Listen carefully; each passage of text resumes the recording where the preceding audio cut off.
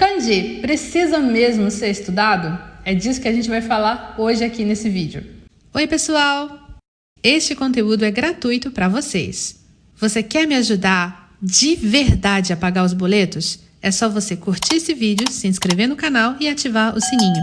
Isso vai ajudar no engajamento e vai fazer com que mais pessoas aqui no YouTube conheçam o canal. Yoroshiku ne!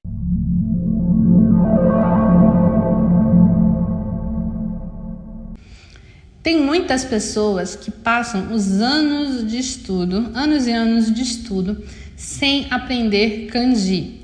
E dizem que não precisa aprender kanji, que kanji não é uma coisa necessária.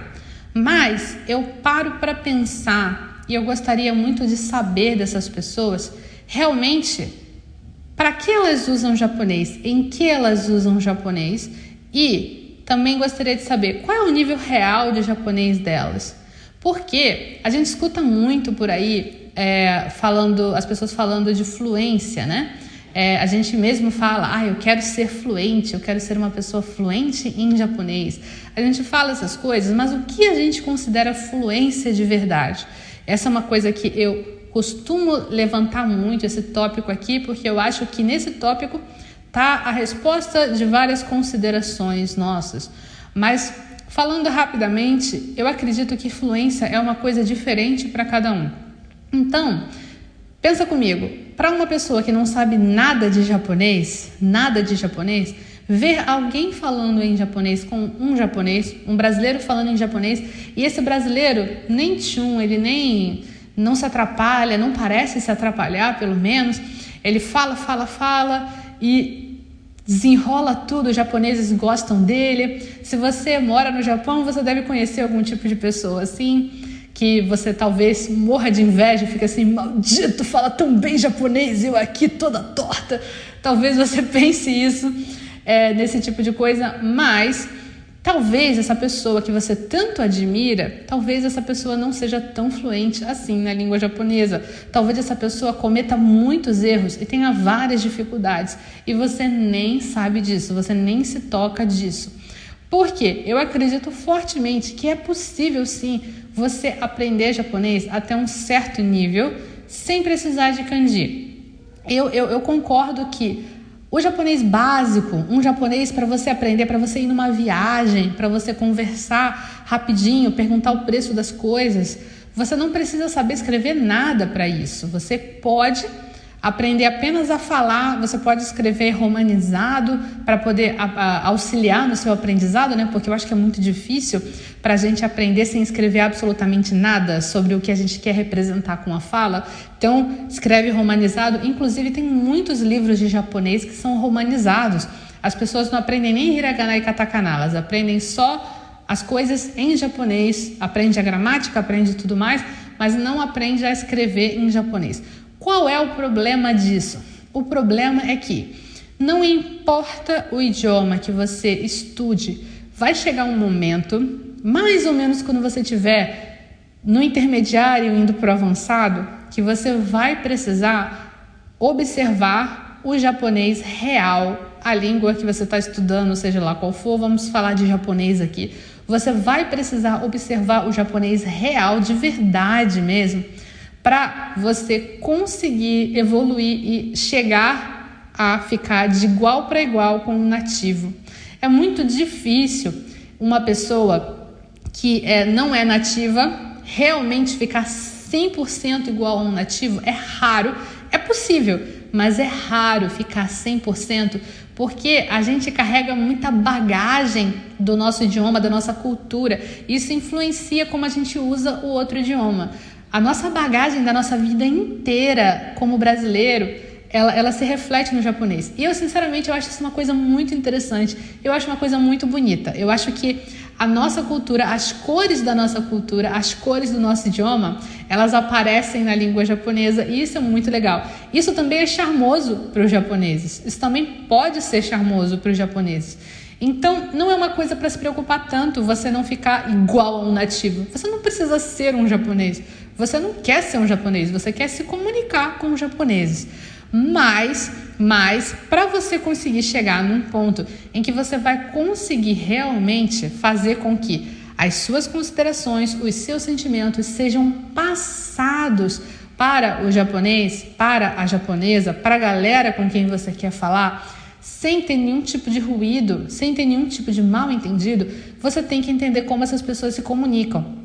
Infelizmente, isso não vai acontecer se você estiver utilizando somente o seu livro didático, se você estiver utilizando somente as aulas do seu curso de japonês. Você vai ter um momento que você vai ter que sair do ninho e você vai ter que ir para a vida.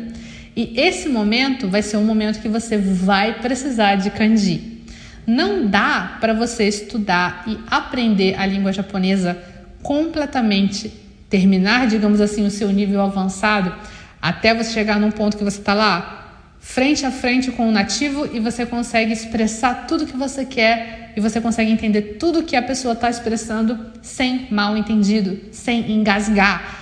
Para você chegar nesse ponto, não tem como você fazer isso sem os kanjis, simplesmente porque no intermediário, indo para o avançado, você vai ter necessidade absoluta de consumir material nativo, e o material nativo japonês é um material que tem kanji, e muitos desses kanjis não vão estar acompanhados de furigana.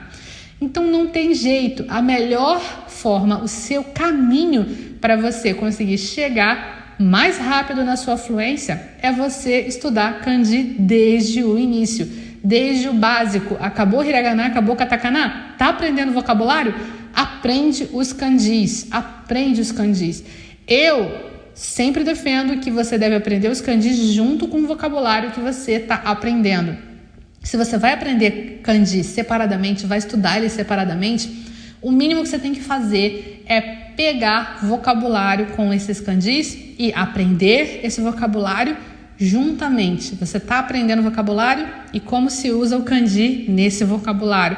Eu vou deixar aqui linkado um vídeo que eu falo justamente sobre essa questão do kanji e do vocabulário, fugindo um pouco dessa parada de decorar leitura. Eu vou deixar linkado aqui para vocês, aqui em cima, em algum lugar, e aqui embaixo também na descrição. Mas voltando ao ponto, você pode estar pensando agora, mas Mônica, por que diabos as apostilas, os livros, elas não ajudam a gente a chegar nessa parte realmente nativa? Por que a gente tem que depender de sair do nosso ninho para ir para o mundo real, para aprender japonês ainda? Será que a gente não devia ir para o mundo real só quando a gente soubesse japonês?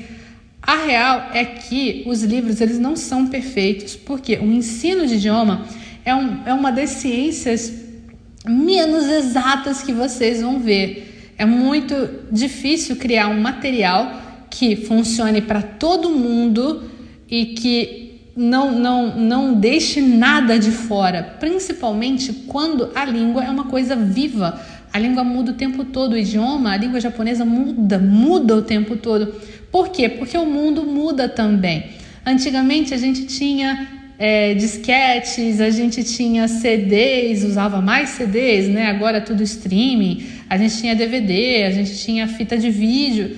Todas as coisas que foram ficando obsoletas, elas estão obsoletas e não se usa mais essas palavras. Coisas novas aparecem, estilos novos, gírias, e tudo isso não vai aparecer na apostila tão cedo, não vai aparecer no livro tão cedo. Então, a única forma de você acompanhar tudo isso é lendo jornais, vendo revistas e tudo mais. E todas essas coisas vão estar com kanji lá para você ler, sem furigana. É por isso que você precisa aprender kanji. Você não tem, vou repetir, você absolutamente não tem como ficar fluente, ficar de igual para igual com um nativo, poder falar, poder entender, se você não conseguir aprender kanji. Simplesmente porque você vai ficar dependente do material que, digamos assim, os cursos de japonês dão para você.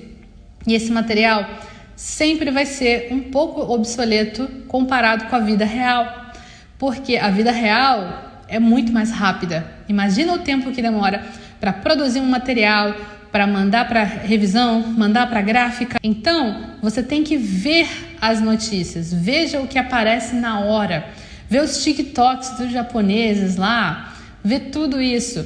Eu mencionei a rede social. As redes sociais, elas são mais rápidas, sim. Elas são uma fonte de entretenimento e sabedoria também para você conseguir captar palavras novas, jeitos de falar diferentes e tudo mais. Não dependa do material que é sempre de curso. E para você não depender desse material, você precisa realmente aprender kanji.